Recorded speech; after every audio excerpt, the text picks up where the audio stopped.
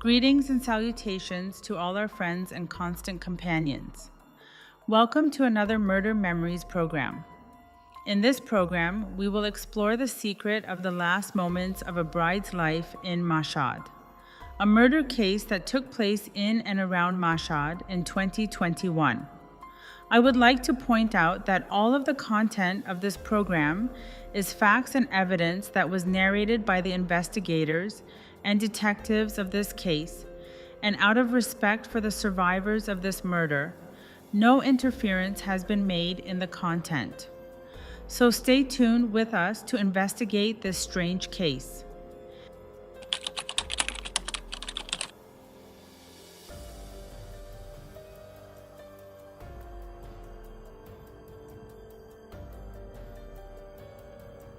In our work, we have a case study with levels. Many of them will be solved. Documents are archived and life moves on. But there are some cases that are still unresolved even after years. At midnight, when the city falls silent, its details come back to life and rise like an unsolved mystery. The story started on a completely ordinary night. A report of the disappearance of a young bride named Hadith came to my desk. The reporter was her husband, Masoud. He said that after the ceremony in the wedding hall ended, his wife never made it to the garden they had prepared for their life. My first encounter with Masoud was a strange feeling of doubt and sympathy. He looked worried, he was crying, he was restless, but something in his behavior didn't match the state of a truly anxious person. His anxiety was artificial. His gaze was calculated, his movements controlled, as if he were playing a role. This slightest contradiction sparked the first spark of doubt in my mind. I didn't know it at the time, but this case was going to be much more complicated than a simple disappearance and take us into the darkest parts of a double life.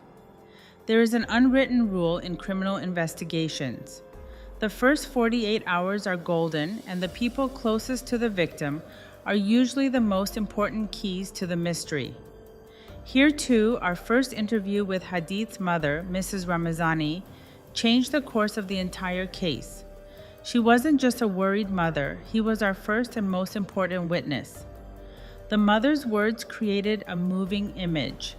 He explained that night on a video call, he had tearfully asked his daughter not to go to the garden, but Hadith had said that he would call her as soon as he arrived. A call that never happened. The mother, whose heart was in turmoil, hurried to the garden, where he encountered Masoudi, who looked nothing like a worried husband. I was saying that Masoud was drenched in sweat and his face was covered in scars from a recent conflict. The scratch on his forehead, the swelling in the corner of his face. These were not signs of concern, they were signs of bullying. When his mother asked him for an explanation, Masoud said, "I made an excuse that even a child wouldn't believe." Later, to distract his mother, he quickly got into his car and took her to the wedding hall, where they both knew very well that Hadith had left a few hours earlier. This move only meant one thing. Masoud didn't want his mother to go near the garden. The contradictions were very clear. On one side, the mother, who described in full detail the messy and wounded state of her son-in-law, and on the other side, Masoudi, who tried to get to the bottom of the matter with simple and weak lies. It was then that we realized that this case was no longer an ordinary missing person case. We have a prime suspect. Masoud, Hadith's husband, became suspect number one from that moment, even though I didn't have definitive evidence against him yet. Now it was time to delve into this couple's past because the truth always hides where people try to hide it. In missing persons cases, finding the other party's car usually acts like a big light in the middle of the darkness. It could be a crime scene. It could show the victim's path or even reveal the killer's motive. The discovery of Hadith's car after 15 days had exactly the same effect. He turned the case from a mysterious disappearance into a premeditated murder with a clear motive. Hadith's car was found abandoned on the side of the street near the 15th of Khordad Square in Mashhad. But what turned everything upside down were the items left inside the car. Hadith's laptop and 3 phones are completely intact. What does this mean? That means theft was not an issue at all. No thief will abandon expensive items. It became very clear to us that the goal of deleting Hadith himself was not his property. After this discovery, we went back to Hadith's mother and asked her to explain her daughter's relationship with Masoud in more detail. This time, he said things that completed the puzzle of the crime. He said that after the marriage, Hadith became more depressed and regretful day by day. Then he told the story of Sinbag, a story that showed the depth of Masoud's deception. Masoud had called Hadith's mother one day to make sure she had gone north. When he was sure no one was home, he went to his mother-in-law's house.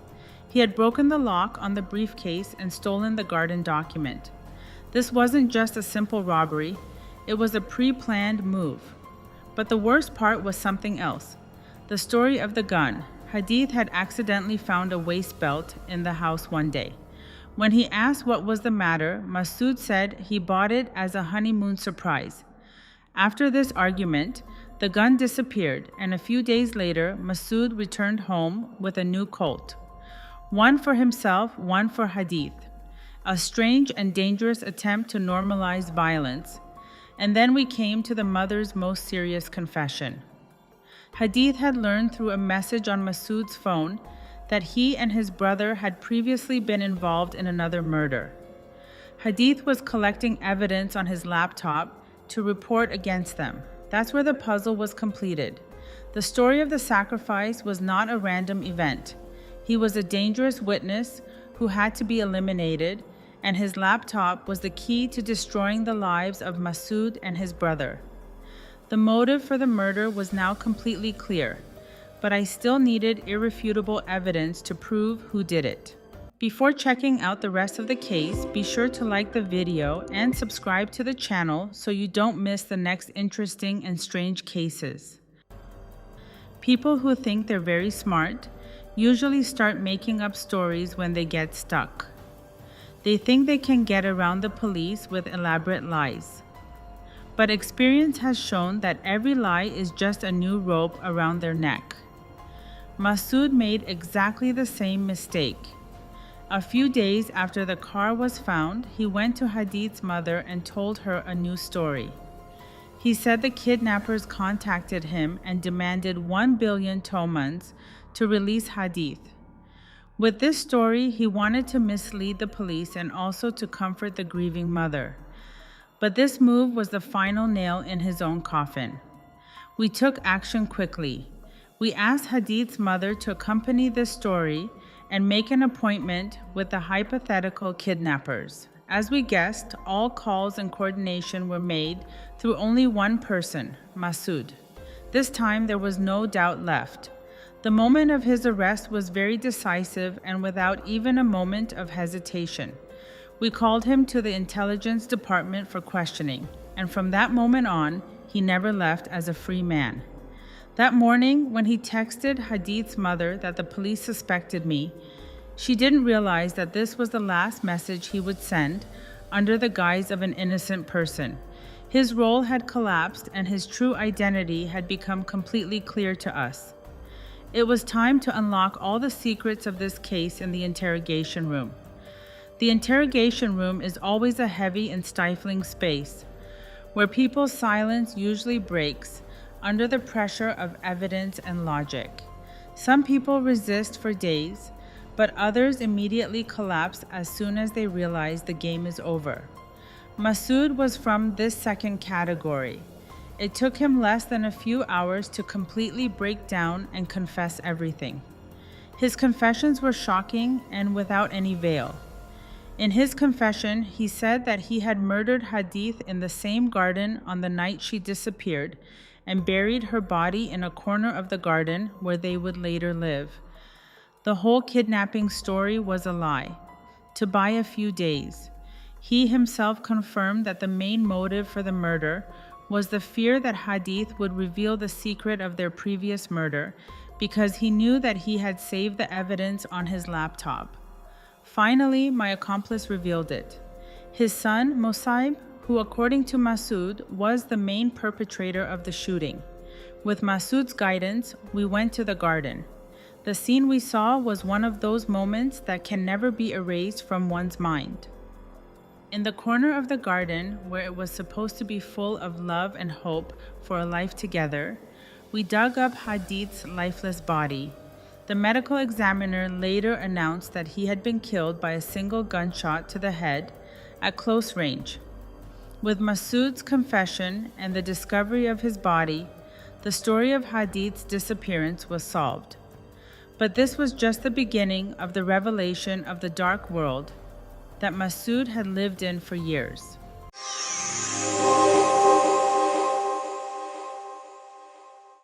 A world that was much bigger and more complex than a simple murder. This case wasn't just about murder. It was about a man who had built his entire life on a pillar of lies. Masoud was not an ordinary killer. He was a professional actor who had deceived everyone for years with a mask of trust and victimization. As the investigation progressed, his true face was revealed one by one. Masoud was already married. Datam had a child. He had used a fake ID card so that he could marry Hadith. Even those who came with him on the night of the engagement weren't his real mother and brother. There were people who played the role of his family. But his deception did not end with the Hadith. His accomplice and main shooter, Masib, was also a victim of Masoud's deception. Mosaib had a history of fighting and stabbing. His financial situation was bad, and he was also emotionally vulnerable. Masoud had gone to him crying, sighing, and moaning, and had introduced Hadith and a woman who wanted to steal all of his property. Then, with the promise of money, he turned a man who could be led into a murderer. Masoud had not committed just one crime. He had spent a lifetime destroying various lives with lies and acting. Recreating the night of the murder gave us a clearer picture of the incident. One of Hadith's friends testified that he was talking to Hadith on the phone when he entered the garden. He said he clearly heard Hadith's voice saying, "My love, open the door, I'm behind it." And most importantly, he heard Masoud's voice over the speaker. This one point proved Masoud's presence at the moment of the 10 murders. Evidence showed that Mosaib was inside the car and fired a bullet into Hadith's head from very close range. After killing me, with extreme cruelty, Masoud and Mosaib cut Hadith's gold from his hands and neck with scissors. They took the gold and buried it underground so that they could later quietly sell it and divide the money among themselves. How a person can lead such a double life, manage 2 families at the same time, and deceive so many people with this amount of lies was something that wouldn't leave my mind for a year, even after the case was closed. In our work, finding the truth is only halfway. The more important half is the administration of justice. But the reality is that sometimes the court and the law do not meet the expectations that families have. Unfortunately, this was the end of my case. The court issued the final verdict. Masoud was sentenced to 25 years in prison as an accessory to murder. Thanks for watching. Don't forget to subscribe to our channel and hit the bell icon so you never miss our upcoming videos. Also, feel free to share your thoughts in the comments. We'd love to hear from you.